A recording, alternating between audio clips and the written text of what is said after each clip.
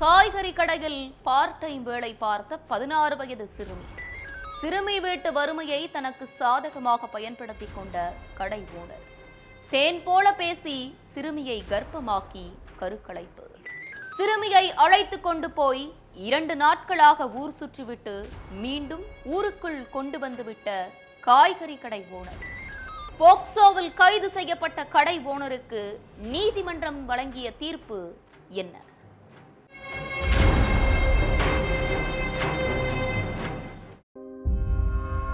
2020 June 21 அதிகாலையில கண்முழிச்ச தாய் பக்கத்துல படுத்திருந்த 16 வயசு மகளை தேடி பார்த்திருக்காங்க. ஆனா மகளை காணோம்.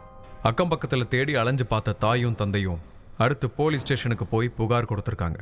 உங்க பொண்ணு யாரையாவது லவ் பண்றாங்களான்னு போலீஸ் கேட்டப்ப, என் மகள் அப்படிப்பட்ட பொண்ணே இல்ல சார், ஊர் உலகம் அறியாத சின்ன பொண்ணு சார்னு சொல்லி அழுதுருக்காங்க தாய். அடுத்து சிறுமியை தேடுற வேலையில இறங்கியிருக்காங்க போலீஸ்.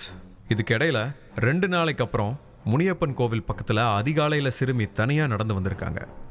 அதை பார்த்த காவலர்கள் அந்த சிறுமி கிட்ட விசாரணை நடத்திருக்காங்க. அப்போ சிறுமி சொன்ன விஷயம் அதிர வச்சிருக்கு.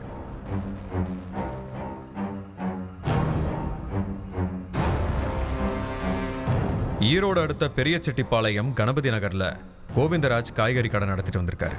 அந்த கடைக்கு சிறுமி பார்ட் டைம் வேலைக்கு போயிருக்காங்க. தன்னோட அப்பா அம்மா கட்டிட தொழிலாளிங்கிறதுனால வீட்டில் வறுமை ஏற்பட்டிருக்கு. அதனால சிறுமியே தன்னோட அம்மாவுக்கு சப்போர்ட்டா இருக்குமேனு வேலைக்கு போயிருக்காங்க. சிறுமியோட வீட்டில் இருக்கிற வறுமை தான் அந்த கடைக்காரருக்கு பிளஸ்ஸாவே இருந்திருக்கு. கடையில விற்காம மிச்சமாகிற காய்கறி எல்லாம் தினமும் அந்த சிறுமிக்கு கொடுத்து விட்ட கோவிந்தராஜ் அடிக்கடி மளிகை பொருட்களும் கொடுத்திருக்காரு.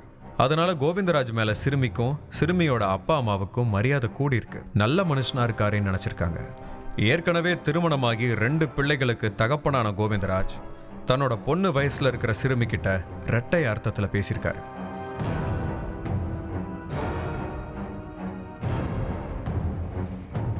அந்த இரட்டை அர்த்தமெல்லாம் சரியா புரியாத சிறுமி கிட்ட உன்னைய திருமணம் செஞ்சுக்கிறேன்னு ஏமாத்தி எல்லை மீறி இருக்காரு கடை ஓனர். அதனால சிறுமியும் கர்ப்பமாயிருக்காங்க. அடுத்து மெடிக்கல்ல கருக்கலைப்பு மாத்திரை வாங்கி கொடுத்து கருவையும் கலைச்சிருக்காரு கோவிந்தராஜ். அதுக்கப்புறம் சில மாசம் அமைதியா இருந்த கோவிந்தராஜ் ஒரு நாள் அதிகாலையில 3 மணிக்கு சிறுமிக்கு ஃபோன் பண்ணி வீட்டை விட்டு வெளியில வா, நாம திருமணம் பண்ணிக்கலாம்னு சொல்லியிருக்காரு. சிறுமியும் அவர் சொன்ன உடனேயே வெளியே வந்திருக்காங்க. அடுத்து ஆம்னி வேன்ல சிறுமியை அழைச்சிட்டு புதுக்கோட்டை, கரூர், சேலம்னு ஊரா சுத்திருக்காரு கோவிந்தராஜ். அடுத்து 2 நாளைக்கு அப்புறம் அதிகாலையில சிறுமிய ஊருக்குள்ள உள்ள முனியப்பன் கோவில் கிட்ட இறக்கி விட்டுட்டு போயிட்டாரு. அடுத்து சிறுமி கிட்ட விசாரணை பண்ணதுக்கு பிறகு எல்லா உண்மையும் தெரிய வந்திருக்கு.